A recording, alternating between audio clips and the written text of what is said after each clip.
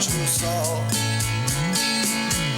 노란 사랑이여 나의 목을 간지며 타는 듯한 목마름을 호소했던 그 시절. 밖에 보내 가겠소 난 가겠소 노래를 부를 곳이 없어 떠나야만 했던 그때. 그 금기의 시간 속으로 들어가 본다. 호주에 전혀 만나본다면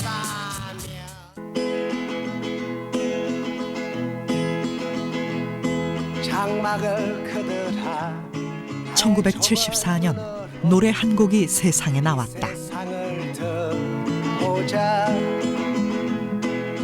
청년 한대수가 거침없이 토해내던 절실한 노랫말. 하지만 당시엔 그 자유로움을 받아들일 분위기가 아니었다. 그야말로 사막같이 목마른 세상이었다. 제가 공연은 69년도 했고요. 드라마 센터에서. 그리고 앨범은 제가 군대를 끝나고 74년도에 했어요. 녹음을. 그런데 제가 알기로는 한 75년도 2집 낼 때 그게 음반이 금지가 됐어요. 왜 행복의 나라를 가느냐, 행복하지 않느냐라든지 왜 물을 달라 하느냐, 뭐 이렇게 된 거죠. 판매 금지, 방송 금지죠. 그러면 음악가로서는 끝났죠. 앨범 발표를 못 하니까. 그러고 아무도 녹음 안 하려고 하고. 청년 한대수가 목소리를 잃었던 당시 상황을 돌아보자. 60년대 방송의 역할이 커지면서 65년부터 방송가요에 대한 사후 심의를 방송윤리위원회가 실시하게 된다.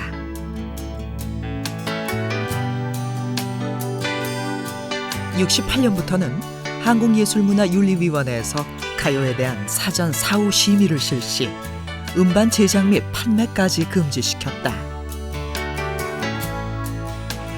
예륜의 금지곡은 사전심의제에 의한 음반을 만들기 전에 하는 일종의 통제장치입니다. 그런데 방송금지는 뭐냐면 이미 예륜의 심의를 사전심의를 통과해서 음반이 나왔어요. 근데 그 나온 음반을 가지고 다시 한번 심의를 하는 겁니다. 공연의 심사를 통과 못하는 곡들은 또 당연히 방송은 이제 금지가 되는 거죠. 그러니까 원천적인 것은 공연의 심사죠. 1차적인 거고 그중에서 선별적으로 방송윤리위원회에서 2차 심사를 하는 것이죠. 1975년 5월 선포된 긴급조치 9호. 미니스커트를 입을 자유도, 장발을 휘날릴 낭만도 허락되지 않았다. 마구잡이로 장발이 잘려나가던 그때 한국예술문화윤리위원회의 심의를 통해 금지된 곡이 무려 222곡에 이르렀고 방송윤리위원회를 통해 방송 금지된 곡도 무더기로 쏟아져 나왔다. 심의 대상엔 한국 락의 산 역사 신중현도 있었다. 자꾸만 보고 싶네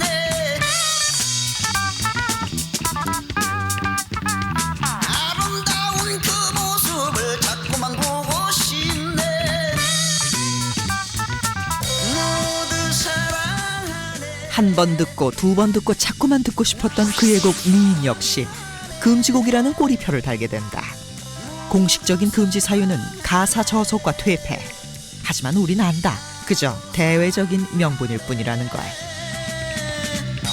금지 사유를 보면 그 노래 자체는 문제가 없는데 그 노래를 가지고 대중들이 좀 대단히 외설스럽게 바꿔서 부른다라는 뭐 한 번 보고 두 번 보고 뭐 이런 것을 좀 다른 좀 외설적인 내용으로 바꿔서 부른다라는 사유로 금지를 시킵니다. 그러면 그렇게 외설적으로 바꿔 부른 사람이 문제인 것이지 사실 그 노래 자체가 문제가 있는 건 아니잖아요. 뭐 그런 식으로 이제 그야말로 코에 걸면 코걸이, 귀에 걸면 귀걸이 식으로. 1970년대 시대의 상징이 돼버린 김민기도 있었다.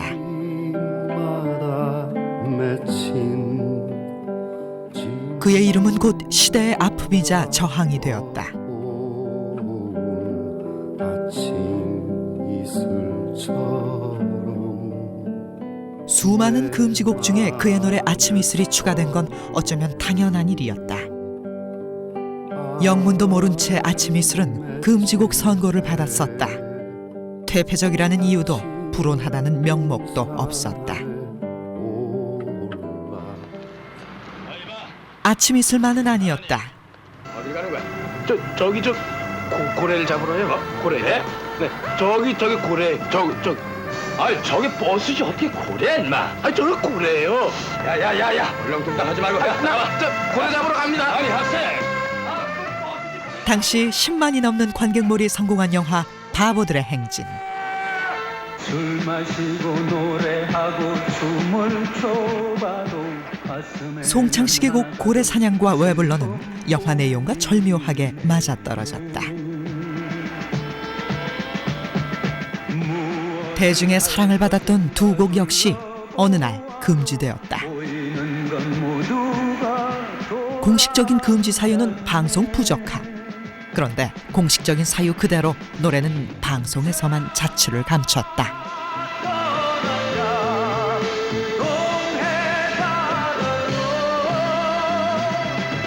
내가 금지당한 다음에도 한 번도 그 노래를 안 불러본 적이 없어요. 난 계속 매일 한 번씩은 불렀으니까 지금까지도 그러니까 그게 아마 10,000번도 더 불렀을 거예요. 그거 그저 방송에서 못 들었다는 것 뿐이에요. 사실은.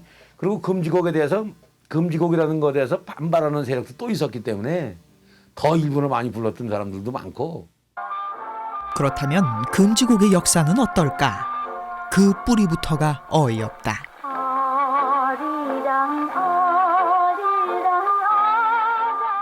1933년 일제는 레코드 취체령을 공포하기에 이르른다.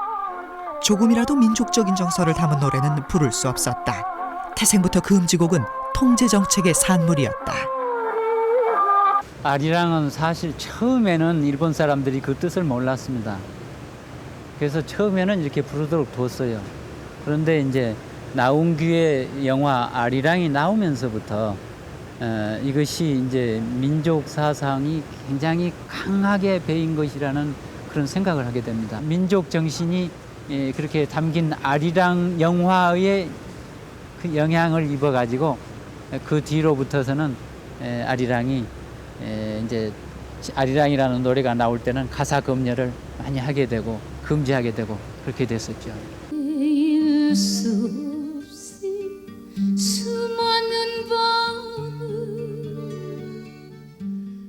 세월이 감에 따라 금지의 잣대도 달라지는 법. 일제시대를 지나 해방 후 발표된 노래 동백아가씨.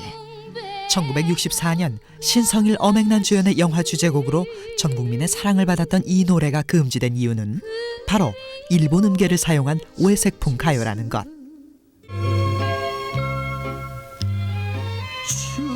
한 시대를 풍미했던 배호, 안개 낀 장충단 공원, 돌아가는 삼각지 등 수많은 노래로 사랑을 받았던 그였지만 그때그때 달라지는 금지 이유를 피해갈 순 없었다. 문제가 된 건 바로 영시. 하필 통금 시간에 헤어진 게 화근이었다.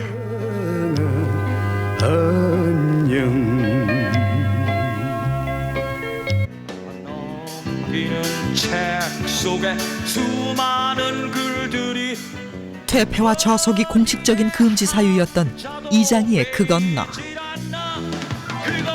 그런데 밤까지 잠 못 드는 이유는 너, 바로 너 때문이라는 가사에 뜨끔했던 사람들이 있었으니 금지된 속사정은 이 때문이었다. 어이없고 황당한 금지 사유도 있었다. 그러나 그땐 그게 통했다.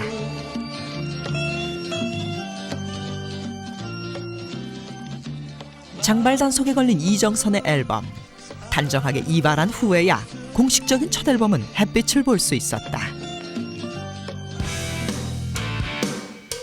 70년대 무더기로 쏟아지는 금지곡을 관리하기란 쉽지 않았다. 이유야 어떻든 일단 방송금지 처분이 내려지면 특단의 조치를 취하는 경우도 있었다는데. 그래서 여러 사람들이 쓰다 보면은 자기도 모르게 트는 경우가 있잖아요. 그걸 방지하기 위해서 그 음반 트랙 자체에다가도 막 이렇게 막 스크래치를 넣어가지고 사용을 서로 이제 주의를 하는 거죠. 한눈에 들어오도록 붙인 큼지막한 방송 금지 표시. 혹시 있을지 모르는 금지곡 방송을 2중 3중으로 차단했다. 연습곡 자체도 충분히 드뷔시적이라고. 금지곡 때문에 고초를 겪은 건 가수뿐만은 아니었다. 리스트나 쇼팽에 의해서 볼 수 있는 어떤 방송의 일선에 있었던 음악 프로그램 프로듀서들. 앨범 자체에 그 자료실 소장곡들은 이렇게 금지곡은 붉은 줄로 이렇게 막 걷습니다. 이렇게 붉은 줄이 뭐 한 앞뒤로 해서 한 10곡인데 한 7, 8곡이 금지곡이다. 근데 그 중에 한 곡이 금지곡 아닌데 그걸 내고 싶은데도 그 판 자체를 틀기가 싫습니다. 위험합니다. 그건 폭탄이에요, 폭탄. 그러니까 그 빨간 줄이 너무 많기 때문에 그 중에서 한 곡을 골라내기가 상당히 그 실수해서 잘못 틀까봐 그럴 수도 있고 아예 기피하는 판이 돼버립니다. 그런 거는. 일단 금지곡이 나갔다 하면 제재가 있었다. 하지만 서슬퍼런 감시 체제 속에서도 일부 PD 중엔 실수를 하는 경우도 있었단다. 5번째 곡 8도를 위해서 6번째 곡 8. 카트를 잘못 맞춰가지고 LP 카트를 잘못 맞춰서 금지곡이 방송이 나갔다. 그럴 때는 빨리 그걸 내려야죠. 근데 이제 한 반절이라도 나가다가 내리고 싶죠. 그리고 나가면은 속이 시원해요. 그렇게라도 평소에는 못 나가는 곡인데 이렇게 잠깐 나갔다는 게. 방송에서 금지곡과 숨바꼭질을 하던 시간, 청년 문화의 해방구가 있었으니 바로 음악다방이었다. DJ 박스 안으로 밀려 들어오는 신청곡 리스트엔 금지곡이 단연 많았다. 경쟁력 중에 하나죠. 여기 가면은 뭐 대충 음악을 다 이런저런 음악을 다 들을 수 있다. 금지곡을 많이 갖고 있음으로써 그 디스크 잡기에 뭐 일종의 권위라고 그럴까요?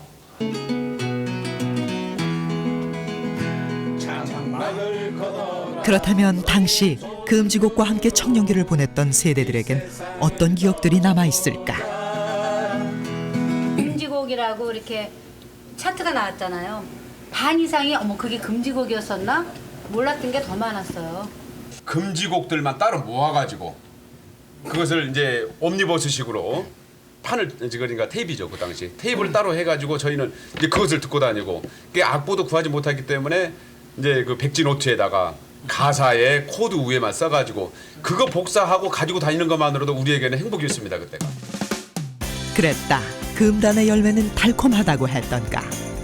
금지된 앨범과 일명 백판이라고 불린 해적판이 날개 돋친 듯 팔려나간 데에는 다 이유가 있었다. 그만큼 자유에 대한 갈증은 커져만 갔다. 오죽하면 금지곡이 더 잘 팔린다는 기사까지 나왔을까?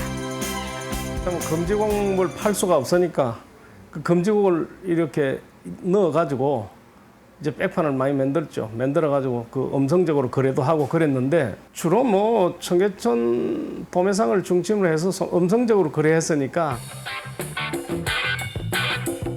그 유명한 금지곡 메들리. 한때 고속도로 휴게소와 노점상을 점령하며 인기를 누렸었다.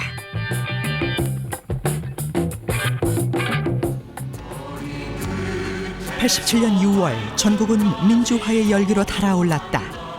자유와 민주화에 대한 갈망은 가요계에도 예외일 순 없었다. 6.29 선언 이후 금지곡 목록에 있었던 수많은 곡들이 차례로 해금되었다.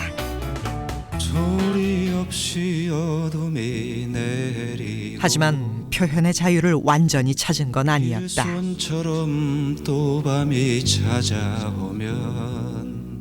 사전심의라는 불씨가 남아있었기 때문이다. 사전심의는 가수 정태춘에 의해 결정적으로 폐지된다. 그가 신청한 위헌법률 심판지의청은 그 도화선이 됐다. 사전심의제에 대해서 이제 본격적인 투쟁을 시작한 것은 94년으로 기억됩니다. 94년도에 이제 정태춘 씨가 기소돼서 제가 변론 활동도 하고 또 헌법재판소의 위헌 제청도 제기되고 그랬어요.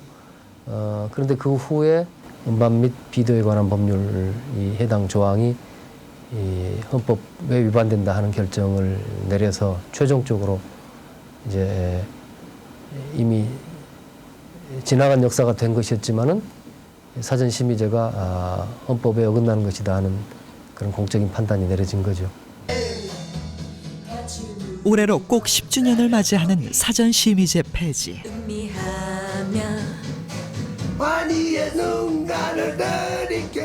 더 이상 이 땅에서 노래를 부를 수 없어 떠났던 한대수를 돌아오게 했고 대중 앞에 서게 했다. 세월은 젊음을 가져갔지만 노래는 남았다. 시대같이 흘러가는 겁니다. 그러고 또 다행히 그 당시에 그 음악이 남았기 때문에 제가 또 계속 할 수 있는 거고. 지금 생각하면 기가 막힌 게 보통 가수가 30년 동안 사라졌다가 다시 오는 경우는 없거든요. 나는 영국도 그런 거 보지도 못하고 미국에서도 그런 일 30년에 무슨 완벽하게 매장되고 완벽하게 잊혀지는 상태인데 저로서는 너무나 희한해요. 장막을 그들아 나의 좁은 눈으로 이 세상을 보자. 시대는 그들에게 금지라는 주홍글씨를 새겼고 노래 부를 자유도 들을 자유도 앗아갔었다. 하지만 노래는 30여 년 동안 불려졌고 이제 그들은 말한다. 비로소 장막은 거쳤고 나는 행복의 나라로 가겠다고.